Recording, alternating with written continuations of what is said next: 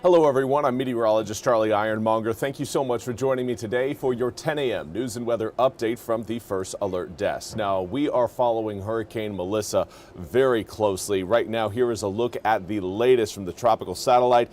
And again, currently seeing a landfall coming up soon. This is a system, again, that is massive. One of the now top 5 strongest storms in Atlantic Basin history.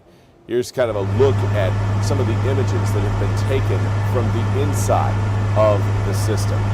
Again, this is the eyeball, a lot of the energy swirling around the center of that storm.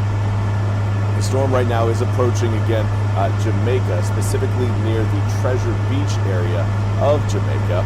The U.S. Air Force's 53rd Weather Reconnaissance Squadron, again, took these images you're seeing on your screen. Hurricane hunters. The unit released video what shows the inside of that eye. You can see again that is the eye wall extending upwards to again really top of those clouds is the bottom of the stratosphere. Now at one point they did have to turn away due to extreme turbulence near the storm's eye wall. And again, according to scientists, it was not the first time Hurricane Hunter aircraft had been turned around, but it is a relatively rare experience. But whenever you're dealing again with a Category 5 hurricane like we've got right now, it is certainly something that is a possibility. Now, current readings have this system now down at 892 millibars. That is one of the strongest systems, the strongest hurricanes in the Atlantic Basin in recorded history. 185 mile an hour maximum sustained winds are coupled with 215 mile an hour wind gusts. That pressure, again, will only increase the storm surge being felt by Jamaica that right now, again, has yet to make landfall, but is expected to do so here potentially within the next hour or less. It's moving north at 7 miles an hour. And again, that area that it's getting close to is right near Treasure Beach, kind of between Treasure Beach and Black River. Again, it's going to move pretty much straight over the island and again make a secondary landfall along the southern coast of Cuba coming up tomorrow morning around 2 a.m. as a Category 4 hurricane. So while Jamaica is going to really kind of take the brunt of this system, Cuba will also be experiencing incredibly rough conditions out of this storm as it moves over them again early tomorrow morning. From there, that's when we start to become a little bit more concerned about the system. The good news is models continue to highlight a very fast-moving system out into the northern Atlantic. That's great news for us. The faster the system moves, once it clears Cuba, the less impacts and less beach erosion we are going to experience off of the waves generated by Melissa. It is going to, again, be a much weaker system as it moves over the Turks and Caicos and into, again, more of the open Atlantic Ocean. But with that, again, we are continuing to keep an eye on the beach conditions here in eastern North Carolina. We've already lost several homes into the Atlantic across the Outer Banks so far this year. And getting, again, another round of hurricane waves is certainly something the Outer Banks and the Crystal Coast do not need to see. Now, focusing back on what we've got here in eastern North Carolina today, light to moderate rain showers will continue over the next few hours, but these raindrops will gradually start to dry up later on this afternoon and evening. We'll get a little bit of a break in the rain coming up tonight into tomorrow, but the rain that we're getting is certainly rain that we need. Just about all of eastern North Carolina is in need of the drops, and 80% of the east is currently under a moderate or severe drought. So again, seeing a consistent rainfall projection throughout the next few days is encouraging from that drought perspective. But I know it's got to be a little bit worrying when you're getting closer to Halloween. You look outside and this is what you're seeing, and you've got meteorologists telling you, yeah, it's going to stay this way for a few more days. Not to worry, Halloween will be clearing up. We're just going to have to pay a price for that sunny and mild Halloween. It will be chilly for Halloween, but that comes with the territory. It's October. These conditions again will be sticking with us for the rest of today, tomorrow, and Thursday. By Thursday evening, we'll certainly see some improvements out there. Right now, air temperatures generally in the low to mid 50s, but as you get closer to the water, you're seeing more of the upper 50s, even into the low 60s. Today is going to be a day more defined by the winds and the rain than any sort of air temperatures, though. Right now, wind speeds across eastern North Carolina generally ranging between around 10 to 20 miles an hour.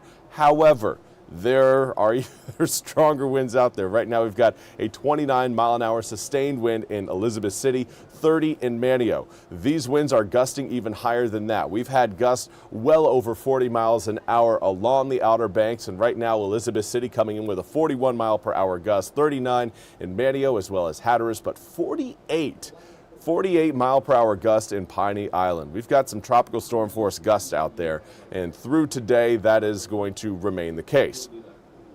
Now, winds will gradually start to relax as we head into the evening hours, but even that little relaxation is still going to leave us with, again, a breezy outlook coming up for your Wednesday, anticipating, again, 10 to 15 mile-an-hour sustained winds across the area, possibly even higher than that for those of you, again, watching closer to the water. Here's kind of a look at what's going to be happening, though, over the next few days. We lose out on one area of low pressure. That's going to be the big cause of the wind and the rain today. And then Wednesday, we may see a stray sunbreak or two.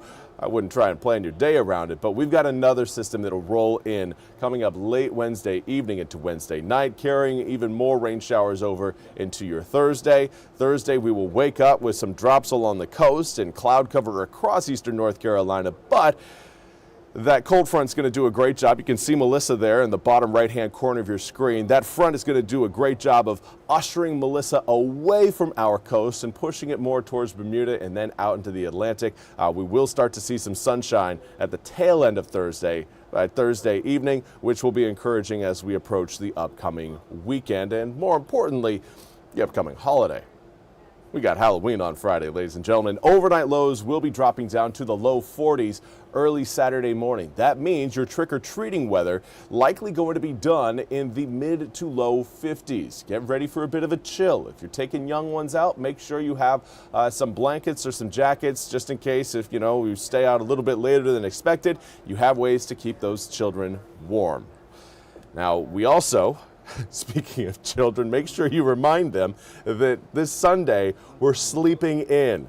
Parents, try and do what you can to see if you can get your young ones to sleep in. That way you can gain that extra hour of sleep as we roll the clocks back and change the batteries in our smoke detectors.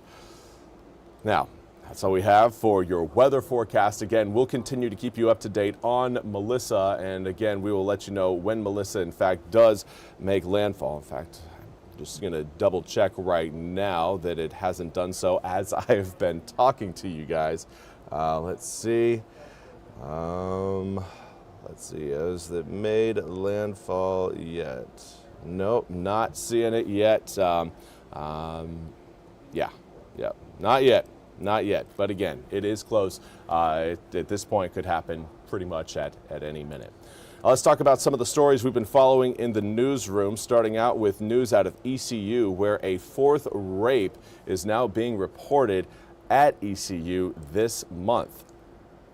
ECU crime logs say that the second-degree forcible rape was reported to police yesterday.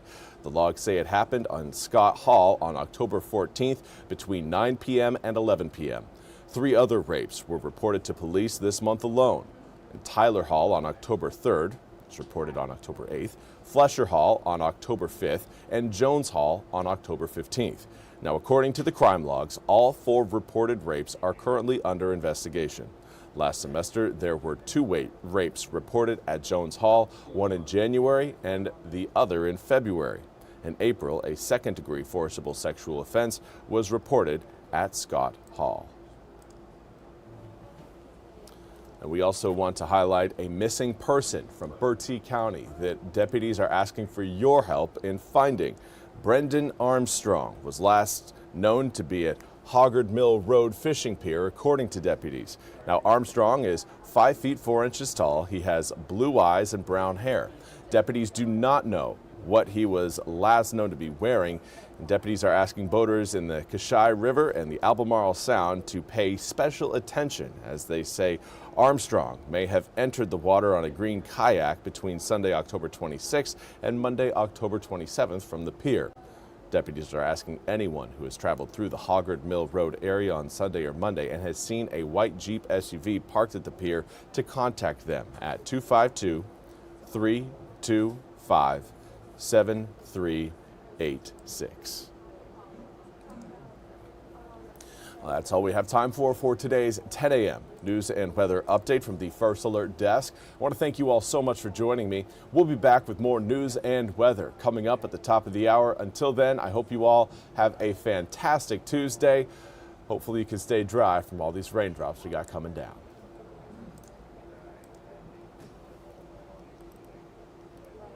This hour of the WITN First Alert Desk is sponsored by ENC Pirate Realty.